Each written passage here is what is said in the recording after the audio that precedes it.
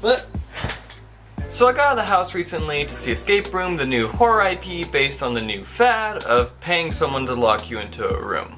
A fad that I personally have spent a large amount of money on, so being quite familiar with the experience, I have to say the movie really knows how to use their source material. Because when I saw the movie was rated PG-13, I knew it could only mean two things. A, this horror movie is going to be terrible, or B, this movie is going to be great because they're going to have to convey fear and tension without resorting to blatant gore and violence. And don't get me wrong, I love gore and watch people get torn apart as much as the next person, but it can also cheapen the experience. I mean, that's exactly what happened with Saw, a movie series most horror buffs are familiar with, but it starts to fall apart towards the end because they become all about watching people get torn apart in interesting ways, when the original more balanced on what might happen to people and lightly seasoning in Jigsaw's traps with a dose of what might happen to someone's face in a reverse bear trap. But I'm getting off topic.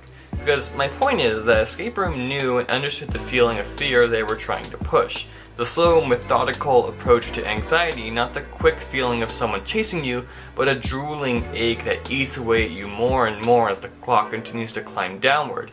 It's horrifying and scary, and the lack of violence allows each room to maintain a certain level of immersion and never pulls you from the experience. I've talked before about horror concepts and how important they are to understand when Unfriended 2 came out, and I think Escape Room is better than Unfriended, even though both their narratives fall apart in their final act. But nonetheless, if the goal of a horror movie is to make me immersed and dread because of the content, then oh boy were they successful. Which is weird for me to say because I normally look at things for their narrative merit, and despite its lackluster ending, I think there does lie a very important lesson in approaching your genre fiction that we can all learn from. And that how you should acknowledge and understand the tropes that are within the media you're creating. Because we all use tropes. Any artist, any creator, everything starts as a trope. That's because they're templates, and nothing's wrong with that. The characters and storyline just need to grow past those tropes for them to exceed and delve deeper into the art form. Escape Room does this exact thing, because in a movie like this about group survival, what is the first thought you do when you're talking about a horror involving a group of people working together? Probably something to the ends of making them fight each other, turn them against each other, themings of them sacrificing each other, all of that. Because all that stuff as we've seen other movies do. Escape Room attempts to do all that, but the movie allows the characters, like real people, to acknowledge that fact. By the time they reach the second puzzle, hell, even the end of the first, they realize that what the game masters are doing, they're making them turn against each other. They're acknowledging the tropes associated with this type of movie. As a result, they defy the expectations put upon their tropey narrative and try to work together. And the plotline holds for nearly the entire movie, with 3 of them dying on accident and trying to ensure the others a chance of survival.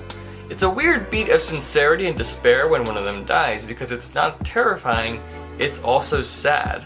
Because you see the good they tried to do. Not quite subversion, but it's allowing these characters to have a more nuanced approach to these problems, because obviously people aren't just going to start Lord of the Fliesing each other right off the bat. It takes time to slowly delve into that layer of madness and anger, and so when the movie does eventually end there with the battle between the last 2 contestants, it at least feels more earned than movies like it.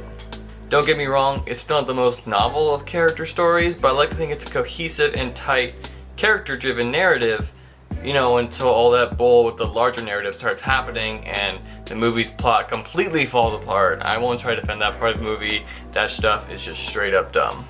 But I do think there's something great about allowing your characters to think in similar patterns to your audience, because acknowledging those tropes builds a level of connection between the audience and the character and allows for a more nuanced story to be told, especially one touching upon a very specific type of fear.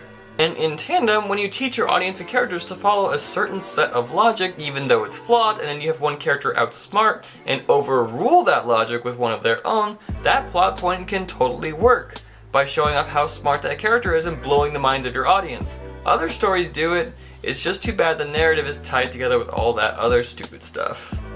Or maybe Escape Room just scratches a certain itch for me, and I wanted to appreciate it as someone who just loves escape rooms. But for now, that's all I got. Thank you for watching and sharing, and I'll see you all next time.